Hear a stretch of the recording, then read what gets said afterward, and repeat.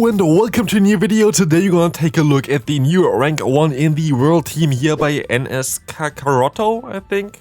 Don't know really how to say the name, but yeah, congrats to them. They hit rank 1 in the world with this team here. I don't know how they actually play it. I'm not sure if they have glide score with the shadow bonus, and I have no idea if they run Hydro Pump or Play Rough Ice Beam on the Azumarill.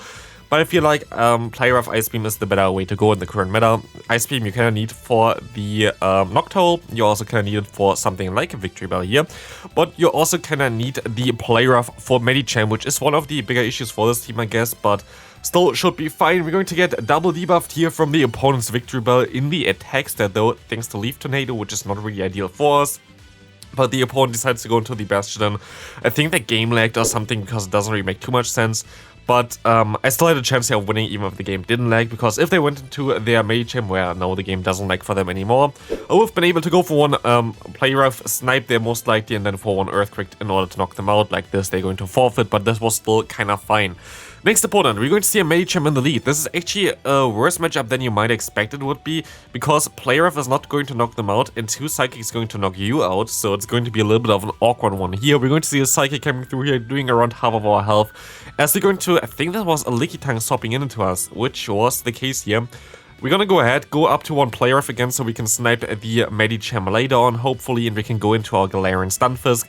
Going to be able to take those Power Whips pretty easily. We can take 2 of them and we can go for the Earthquake, which is not enough to knock them out from this range here, but of course they're going to shield up this move here as well. But it's going to put them into farm down range for me, which is going to be an interesting one for me for sure, as you're going to see the Power Whip coming through now, going to get some decent damage onto me, as they can hit another Earthquake, going to get them low. They're going to swap out into their MEWeedle. I'm locked in here still. I will be able to go for my Play Rough though, and I would even be able to swap out eventually, but I decide, like usually they have something like a Steel type in the back here for this MEWeedle, so I'm just going to let this move go through and just go straight onto Gliscor. Let's see what they have in the bag. And it's going to be, let's take a look. It's going to be a Bastion. What a surprise. I'm not really shocked, to be fair here. Bastion and MEWeedle is one of the most common popular line there. So you're going to be able to get a shield here. They have to try to sack swap basically, and they are not able to do that. Even if they would have sack swap, I think I still would have been able to win this game, because I still had 2 shields and I think I still had enough health to get to another Earthquake. Next opponent, we're going to see a Noctowl in the lead. This can be a little bit tricky. Noctowl can, I think, usually win this matchup, which is kind of wild. And that's like the thing why Azumarill is not really that common anymore. Azumarill kind of is lacking a good fast move at this point of time, because Bubble is okay, like it's not a bad move at all, but like it's definitely not a good one. But in general, 3-turn moves are not really ideal. Bubble doesn't generate too much energy. Azumarill still has these stats that you need for success, but also it just does lack in terms of the fast move. It doesn't generate energy that fast, it doesn't do that much damage. It's not really ideal. But here we're going to see the Lantern. We're going to go for 2 baits, going to be able to get both shields, and we can get also the switch advantage here, going for the Earthquake, completely flipping this matchup here, going to be able to knock out the Lantern and win back switch advantage and shield advantage and everything. Like, we got 2 shields and switch advantage against this Lantern while not even investing a single one there. As you're going to see now, the Noctowl coming back in, they can go for the Shadow Ball and going to overfarm, they can go for the Earthquake here.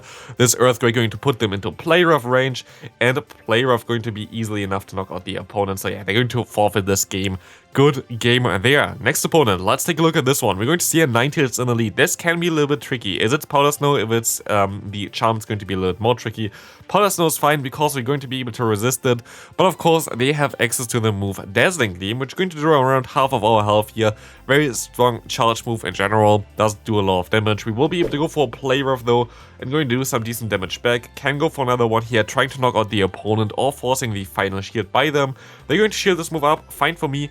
I'm going to let this move go through, and my opponent decides to bait, and this is amazing for me because we are barely not in the range where they can knock me out with another one. Here is where IVs really matter. I will be able to survive it with just 1 HP on a Dream, can go for an Ice Beam, and we will be able to win back switch advantage as well as shield advantage with our Azumarill. Isn't this nice? It's very nice in my opinion. We see a Galarian Stunfisk against us.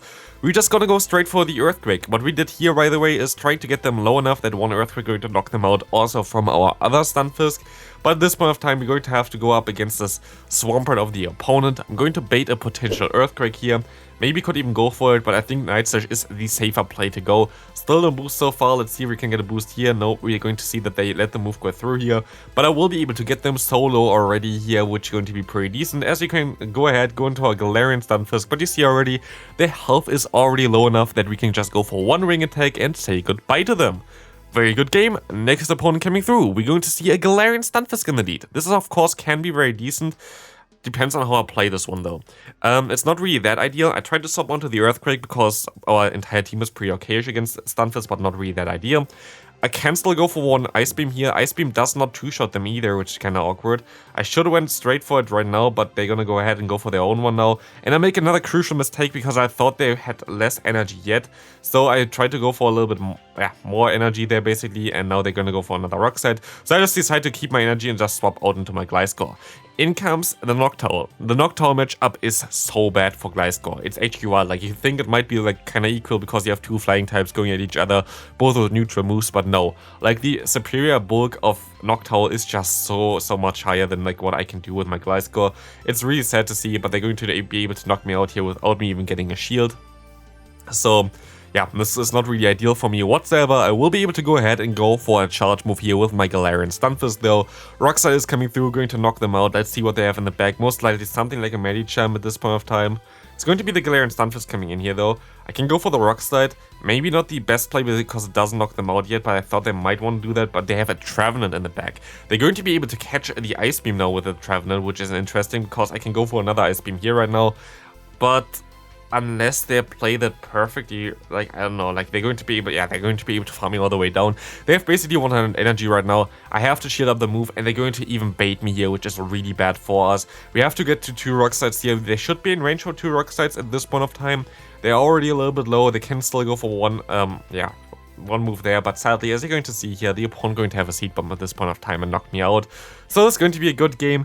In general, the Trevenant can be a little bit of a problem to face this, like in general for this team here, but it's still going to be fine, as you're going to encounter the next opponent, Dunsparce. Dunsparce can be a little bit of an issue, but I think the lead should be pretty okay for you, because Azumarill going to have stab moves against the opponent, the opponent doesn't have stab moves against you, and the real one doesn't do as much damage. They're going to be able to catch the move onto their own Azumarill, and as this team doesn't really have another Azumarill answer other than your own, it's going to be a little bit of a tough one. But what we can do here is you can just stay in and go for the play rough, because even though our back 9 can kind of struggle against Dunsparce, I feel like even the Galarian Stunfisk is going to be able to do some decent damage against it. While the real run going to be like super effective against us, it still should be okay. We still should be able to tank that pretty well, as we're going to go down now from the opponent's Azumarill. And my only hope here is that I can farm them all the way down, just mud-shotting them down here, and we're going to see the opponent swapping into the Dunsparce. What we're going to do here now is we're going to go ahead, shield up the move, and I think I'm going to bait here as well. I'm going to go for the Rock Slide. Hopefully they're going to shield this move up. Let's take a look at this one. They are going to shield this move up, which is amazing, and we can even catch the Drill Run onto our Flying type, which does basically 0 damage here. That was amazing for us. We're going to go and let this next move go through. It's going to be a Rock Slide, of course, as we can go ahead and go for our own Night Slash here. Sure, maybe one for the other move, but I can go straight for double Night Slash. We should be okay here. They're going to let this move go through, and they're going to swap out into an Altaria. This is going to be an interesting one as well. I have to hope that I can go for 2 Night Slashes here, and I just barely reach the second one. Why is it so important? Because now we're going to be able to just go for 1 Rock Slide to still keep our Gliscor on the back, which would be able to farm down the opponent's Dunsparce there, but we're also going to put them into range where we can farm down after 1 Rock Slide, which will be amazing for us. As you're going to see here, we can farm them all the way down. As Azumarill comes in, we just can throw a charge move. We would have been able to farm them down as well, but I didn't really want to risk it. And we're going to see the Dunsparce coming in now as well, and we're just going to throw those rocks at them. They're going to shield up one more time here, but it doesn't really matter. We even survive a Drill Run at this point of time still. So yeah, this is going to be it for this game. There is not a lot that my opponent can do here. The Rock Slide is coming through and going to knock them out. We're going to take a look here next. Lundberger, one of the main commentators for the main events, which is kind of interesting.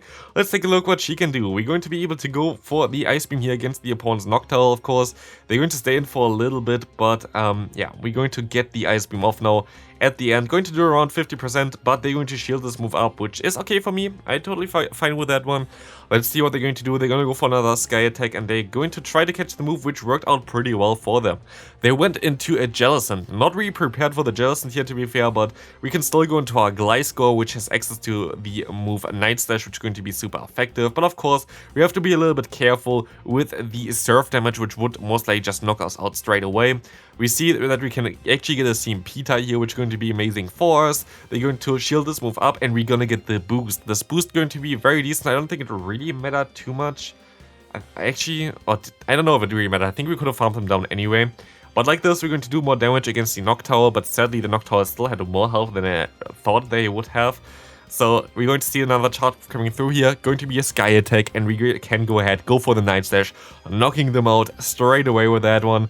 And we will be able to now see the last Pokemon, which is going to be a Sableye. This is still not over here, like they still have a chance of winning this game with a Sableye. Sableye is very neutral against the Galarian Stunfisk. Going straight for the Foul Play here.